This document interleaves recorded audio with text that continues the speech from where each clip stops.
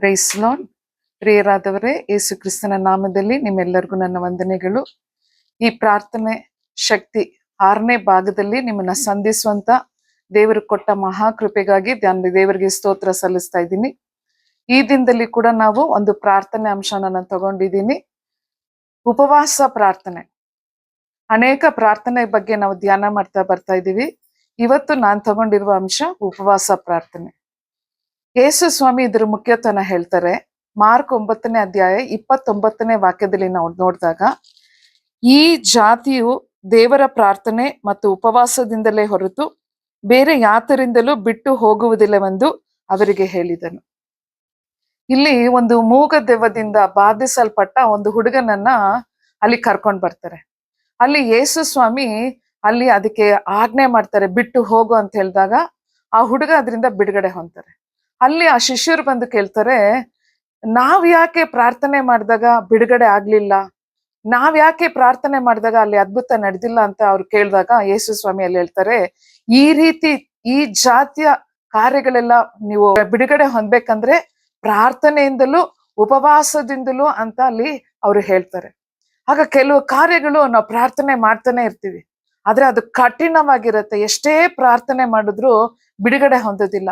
ಆ ಸಮಯದಲ್ಲಿ ನಾವೇನ್ ಮಾಡ್ಬೇಕಂದ್ರೆ ಉಪವಾಸಕ್ಕೆ ನಮ್ಮನ್ನ ಒಪ್ಪಿಸ್ಕೊಡ್ಬೇಕು. ಹಾಗಂದ್ರೆ ಉಪವಾಸ ಅಂದ್ರೆ ಏನು? ನಮ್ಮ ಶರೀರನವನ್ನ ಜಜ್ಜಿ, ನಮ್ಮ ಸಮಯದಲ್ಲಿ ಊಟ ಮಾಡೋ ಸಮಯನ ಒಂದು ಹೊತ್ತು ಊಟನ ಬಿಟ್ಟು ದೇವರ ಸಮ್ಮುಖದಲ್ಲಿ ಹೋಗಿ ನಮ್ಮ ಶರೀರನ ಜಜ್ಜಿ ನಮ್ಮನ್ನ ಒಪ್ಪಿಸಿಕೊಟ್ಟು ಪ್ರಾರ್ಥನೆ ಮಾಡೋದು. ನಮ್ಗೆ ಬೇಕಾಗದ ಇಷ್ಟವಾದನ್ನ ಕಾರ್ಯವನ್ನ ಬಿಟ್ಟು ದೇವ್ರನ್ನ ಹುಡುಕೋದು, ಜಾಸ್ತಿಯಾಗಿ ನಾವು ದೇವ್ರನ್ನ ಹುಡುಕೋದು, ಅದು ಉಪವಾಸ.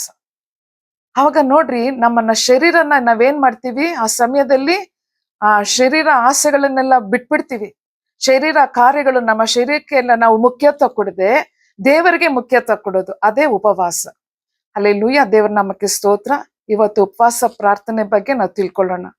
ಆಗ ಇನ್ನೊಂದು ವಾಕ್ಯ ಕೂಡ ನಾವು ನೋಡೋಣ ಈ ಸಮಯದಲ್ಲಿ.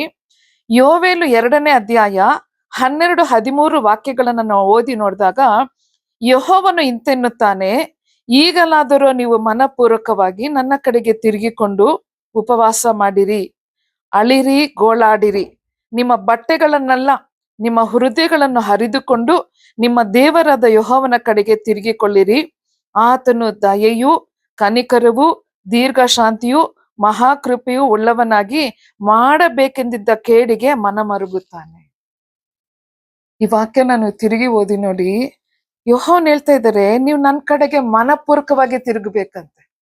ನಾವು ಸುಮ್ನೆ ಮನ ತಿರುಗಿದ್ದೀನಿ ಅಂತ ಹೇಳಿದ್ರೆ ಆಗೋದಿಲ್ಲ. ನಮ್ ದೇವ್ರು ನಮ್ಮ ಮುಖನ ನೋಡೋ ದೇವ್ರಲ್ಲ, ನಮ್ಮ ಹೃದಯನ ನೋಡೋ ದೇವ್ರು. ಇಲ್ಲಿ ಅಲ್ಲಿ ದೇವ್ರು ಹೇಳ್ತಾ ಇದ್ದಾರೆ, ನೀವು ಮನಪೂರ್ವಕವಾಗಿ ನನ್ನ ಕಡೆಗೆ ತಿರುಗಿಕೊಂಡು ಉಪವಾಸ ಮಾಡ್ರಿ ಅಂತ ಹೇಳ್ತಾರೆ. ಉಪವಾಸ ಮಾಡ್ತಾ ಇದ್ದೀವಿ, ಆದ್ರೆ ಮನಪೂರ್ವಕವಾಗಿ ದೇವ್ರ ಕಡೆಗೆ ತಿರುಗಿದ್ದೇವ, ಅದು ಮುಖ್ಯ. ನಾನು ಉಪವಾಸ ಮಾಡ್ತಾ ಇದ್ದೀನಿ, 21 ದಿವಸ ಉಪವಾಸ ಮಾಡ್ತೀನಿ, 3 ದಿನ ಉಪವಾಸ ಮಾಡ್ತೀನಿ, 40 ದಿವಸ ಉಪವಾಸ ಮಾಡ್ತೀನಿ ಅಂತ ಹೇಳ್ತೀವಿ. ಆದ್ರೆ ಇಲ್ಲಿ ದೇವ್ರು ಹೇಳ್ತಾ ಇದ್ದಾರೆ, ಮನಪೂರ್ವಕವಾಗಿ ನನ್ನ ಕಡೆಗೆ ತಿರುಗಿಕೊಂಡು ಪ್ರಾರ್ಥನೆ ಮಾಡ್ರಿ, ಅದು ಉಪವಾಸ. ಹಲ್ಲೆಲೂಯಾ, ದೇವ್ರ ನಾಮಕ್ಕೆ ಸ್ತೋತ್ರ. 2ನೇದಾಗಿ ಹೇಳ್ತಾರೆ, ಅಳಿರಿ. ಉಪವಾಸ ಮಾಡುವಾಗ ಏನ್ ಮಾಡ್ಬೇಕಂತೆ? ಅಳ್ಬೇಕಂತೆ. 3ನೇದಾಗಿ ಗೋಳಾಡ್ರಿ. ಪ್ರಾರ್ಥನೆ ಅಂದ್ರೆ ಸುಮ್ನೆ ಪ್ರೇಯರ್ ಮಾಡೋದಿಲ್ಲ, ಅದು ಒಳಗಡೆಯಿಂದ ಪ್ರಾರ್ಥನೆ ಬರ್ಬೇಕು, ಗೋಳಾಡ್ಬೇಕಂತ ದೇವ್ರ ಹತ್ರ ಹೋದ್ರೆ. ಅಳಿರಿ, ಗೋಳಾಡಿರಿ, ನಿಮ್ಮ ಬಟ್ಟೆಗಳನ್ನಲ್ಲ ನಿಮ್ಮ ಹೃದಯಗಳನ್ನ ಹರಿದುಕೊಂಡು. ಯಾವ ರೀತಿ ಪ್ರೇಯರ್ ನೋಡಿ ಈ ಸಮಯದಲ್ಲಿ ಉಪವಾಸ ಪ್ರಾರ್ಥನೆ ಅಂದ್ರೆ, ನಮ್ಮ ಹೃದಯನ ಹರಿದುಕೊಂಡು ನಾವು ಪ್ರಾರ್ಥನೆ ಮಾಡ್ಬೇಕಂತೆ. ಆ ರೀತಿ ಒಂದು ಪೇನ್ಫುಲ್ ಪ್ರೇಯರ್, ನಾವು ಆ ರೀತಿ ಒಂದು ಭಾರವಾದ ಪ್ರಾರ್ಥನೆ ಮಾಡ್ತಾ ಇದ್ದೀವ. ನಮ್ಮ ಪ್ರಾರ್ಥನೆ ಏನೋ ಒಂದು ಕರ್ತವ್ಯಕ್ಕೋಸ್ಕರ ಪ್ರೇಯರ್ ಮಾಡಿದೀನಿ ಅಂತ ಹೇಳ್ಬಿಟ್ಟು ಪ್ರಾರ್ಥನೆ ಮಾಡ್ತಾ ಇದ್ದೀವಿ ತಪ್ಪ, ಒಂದು ಪೇನ್ ಇದೆಯಾ ನಮ್ಮಲ್ಲಿ, ಒಂದು ಭಾರ ಇದೆಯಾ ನಮ್ಮಲ್ಲಿ, ಒಂದು ವೈರಾಗ್ಯ ಇದೆಯಾ, ಒಂದು ತ್ಯಾಗ ಮಾಡ್ತಾ ಇದ್ದೀವ? ತ್ಯಾಗ ಇಲ್ಲದ ಪ್ರಾರ್ಥನೆಗೆ ಅಲ್ಲಿ ಬದಲು ಬರಕ್ ಆಗೋದಿಲ್ಲ. ಆದ್ರೆ ಇಲ್ಲಿ ದೇವ್ರು ಹೇಳ್ತಾರೆ, ನಿಮ್ಮ ಹೃದಯಗಳನ್ನು ಹರಿದುಕೊಂಡು ಪ್ರಾರ್ಥನೆ ಮಾಡಿ ಅಂತ. ನಿಮ್ಮ ದೇವರಾದ ಯೆಹೋವನ ಕಡೆಗೆ ತಿರುಗಿಕೊಳ್ಬೇಕಂತೆ. ಯಾರ ಕಡೆಗೆ ತಿರುಗ್ಬೇಕು? ದೇವರ ಕಡೆಗೆ ತಿರುಗ್ಬೇಕು ಅಂತ ದೇವ್ರು ಹೇಳ್ತಾರೆ. ಆತನು ದಯೆಯೂ ಕನಿಕರವೂ ದೀರ್ಘಶಾಂತಿಯೂ ಮಹಾಕೃಪೆಯು ಉಳ್ಳವನಾಗಿ ಮಾಡಬೇಕೆಂದಿದ್ದ ಕೇಡಿಗೆ ಮನ ಮರುಗ್ತಾನಂತೆ. ಈ ರೀತಿ ಒಂದು ಪ್ರೇಯರ್, ಉಪವಾಸ ಪ್ರಾರ್ಥನೆ, ಅಳಬೇಕು, ಗೋಳಾಡ್ಬೇಕು, ದೇವ್ರ ಹತ್ರ ಹೋಗಿ ಮೊರೆ ಇಡ್ಬೇಕು, ತ್ಯಾಗ ಮಾಡ್ಬೇಕು, ಯೇಸು ಸ್ವಾಮಿ ಹತ್ರ ಹೋಗಿ ನಮ್ಮ ಹೃದಯಗಳನ್ನ ಹರ್ಕೊಂಡು ಪ್ರಾರ್ಥನೆ ಮಾಡ್ಬೇಕಂತೆ. ಈ ರೀತಿ ಒಂದು ಪ್ರಾರ್ಥನೆ, ಅದು ಉಪವಾಸ ಪ್ರಾರ್ಥನೆ. ಇನ್ನೊಂದು ವಾಕ್ಯನ ನಾವು ಈ ಸಮಯದಲ್ಲಿ ನೋಡೋಣ. ನೆಹೆಮ್ಯ 1ನೇ ಅಧ್ಯಾಯ 4ನೇ ವಾಕ್ಯ. ಜೆರುಸಲೇಮಿನ ಪೌಳಿ ಗೋಡೆಯ ಮತ್ತು ಅಲ್ಲಿಯ ಜನರ ವಿಚಾರವಾಗಿ ಕೇಳಿದಾಗ ನಾನು ತುಂಬಾ ಗಲಿಬಿಲಿಗೊಂಡೆನು. ನಾನು ಅಲ್ಲಿಯೇ ನೆಲದ ಮೇಲೆ ಕುಳಿತು ಅತ್ತೆನು, ದುಃಖಕ್ರಾಂತನಾದೆನು. ಅಲ್ಲದೆ ಅನೇಕ ದಿವಸಗಳವರೆಗೆ ಉಪವಾಸ ಮಾಡಿ ಪರಲೋಕದ ದೇವರಿಗೆ ಪ್ರಾರ್ಥಿಸಿದ್ದೆನು. ಇಲ್ಲಿ ನೆಹೆಮ್ಯ ಒಂದು ಪ್ರಾರ್ಥನೆ ಮಾಡ್ತಾರೆ ನೋಡಿ. ತನ್ನ ಜನ, ತನ್ನ ದೇಶ ಹಾಳಾಗಿ ಹೋಗ್ತಾ ಇದೆ ಅಂದ್ರೆ ಅವ್ರು ಸುಮ್ಮನೆ ಇರ್ಲಿಲ್ಲ. ಅಲ್ಲಿ ಅವ್ರು ಏನ್ ಮಾಡ್ತಾರಂತೆ, ಅವರು ತುಂಬಾ ಗಲಿಬಿಲಿಗೊಂಡ್ಬಿಟ್ರಂತೆ.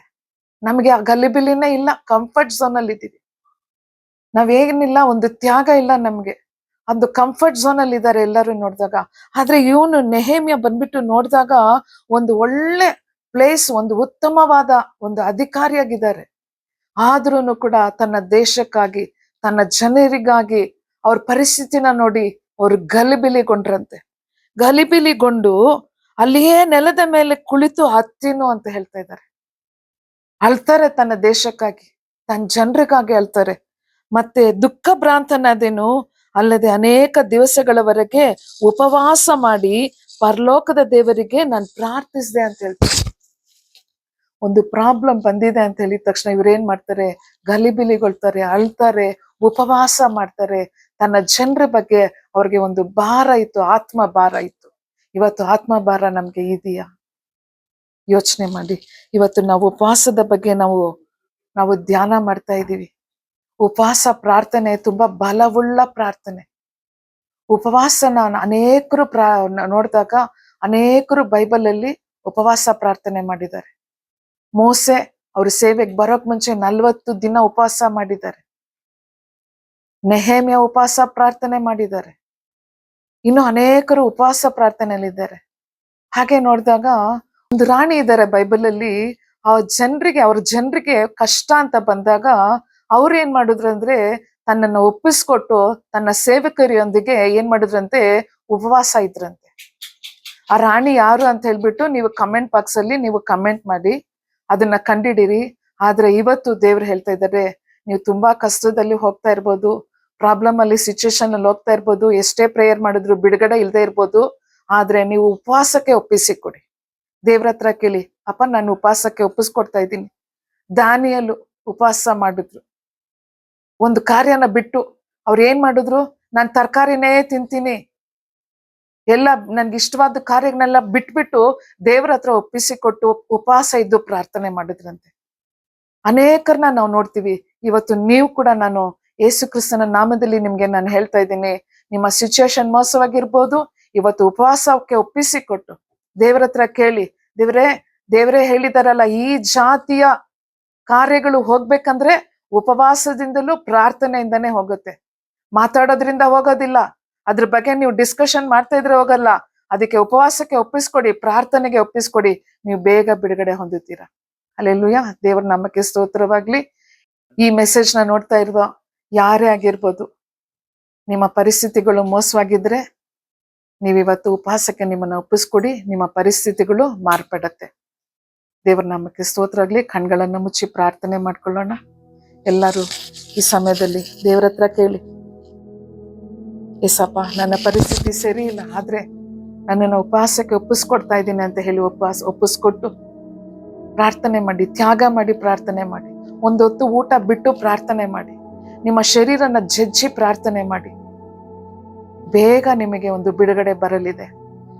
ಥ್ಯಾಂಕ್ ಯು ಲಾರ್ಡಪ್ಪ. ಎಲ್ಲರೂ ಪ್ರಾರ್ಥನೆ ಮಾಡ್ಕೊಳ್ಳೋಣ. ನಮ್ಮನ್ನು ಅಧಿಕವಾಗಿ ಪ್ರೀತಿಸೋ ಪರಲೋಕದ ತಂದೆ, ಹೌದು ರಾಜ, ಈ ಸಂದೇಶನ ನೋಡ್ತಾ ಇರೋ ಅಪ್ಪ, ನಿನ್ನ ಮಕ್ಕಳು ಈ ಸಮಯದಲ್ಲಿ ಯಾವುದೇ ಪರಿಸ್ಥಿತಿಯಲ್ಲಿ ಇದ್ರೂ ಕೂಡ ಕರ್ತನೆ, ಅವರು ನಿನ್ನ ಸಮ್ಮುಖದಲ್ಲಿ ಬಂದು ಒಪ್ಪಿಸ್ಕೊಡ್ತಾ ಇರೋವಾಗ ಕರ್ತನೆ, ಅವರ ಪರಿಸ್ಥಿತಿಗಳು ಹೌದು ಮೋಸವಾಗಿದ್ರು ಕೂಡ ಕರ್ತನೆ, ಉಪವಾಸದಿಂದ ಅವರು ತಮ್ಮನ್ನು ಒಪ್ಪಿಸಿಕೊಟ್ಟಿರುವ ಈ ಸಮಯದಲ್ಲಿ ಕರ್ತನೆ ಅಪ್ಪ, ಆ ಪರಿಸ್ಥಿತಿಗಳು ಮಾರ್ಪಾಡುವಂತೆ ಪ್ರಾರ್ಥಿಸ್ತಾ ಇದ್ದೀನಿ. ಅವ್ರಿಗೆ ಬಿಡುಗಡೆ ಬರುವಂತೆ ಪ್ರಾರ್ಥಿಸ್ತಾ ಇದ್ದೀನಿ.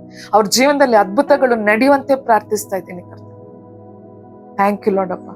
ಈ ಸಂದೇಶದ ಮೂಲಕವಾಗಿ ಅಪ್ಪ ನೀವು ನಮ್ಮೊಂದಿಗೆ ಮಾತಾಡಿದ್ದಕ್ಕಾಗಿ ಸ್ತೋತ್ರ ಅಪ್ಪ. ಪ್ರತಿಯೊಬ್ಬರನ್ನ ನೀವು ಆಶೀರ್ವದಿಸಪ್ಪ. ಎಲ್ಲ ಮಹಿಮೆ ನಿಮಗೆ ಸಲ್ಲಿಸ್ತಾ ಯೇಸು ಕ್ರಿಸ್ತನ ನಾಮದಲ್ಲಿ ಪವಿತ್ರಾತ್ಮನ ಸಹಾಯದಿಂದ ಬೇಡಿ ಹೊಂದಿದ್ದೇವೆ ಕರ್ತನೆ. Amen, amen. God bless you. ಪ್ರಾರ್ಥನಾ ಶಕ್ತಿ ಭಾಗ 5ರಲ್ಲಿ ನಾನು ನಿಮ್ಗೆ ಒಂದು ಪ್ರಶ್ನೆ ಕೇಳಿದ್ದೆ, ಅಳುವ ಪ್ರವಾದಿ ಯಾರು ಅಂತ ಹೇಳ್ಬಿಟ್ಟು. ಹಳೆ ಒಡಂಬಡಿಕೆನಲ್ಲಿ ಎರೇಮಿಯನ ಅಳುವ ಪ್ರವಾದಿ ಅಂತ ಹೇಳ್ತಾರೆ. ದೇವರ ನಾಮಕ್ಕೆ ಸ್ತೋತ್ರ. ಈ ವಾರದ ಕ್ವಶನ್ಗೂ ಕೂಡ ನೀವು ಕಮೆಂಟ್ ಬಾಕ್ಸ್ ಅಲ್ಲಿ ಕಮೆಂಟ್ ಮಾಡಿ. ಕರ್ತನು ನಿಮ್ಮೊಂದಿಗಿರ್ಲಿ. ತಿರುಗಿ ನಾವು ಇನ್ನೊಂದು ಸಂದೇಶದಲ್ಲಿ ನಿಮ್ಮನ್ನ ಸಂಧಿಸೋವರೆಗೂ ದೇವರ ಕೃಪೆ ನಮ್ಮ ಎಲ್ಲರೊಂದಿಗೆ ಇರಲಿ. God bless you.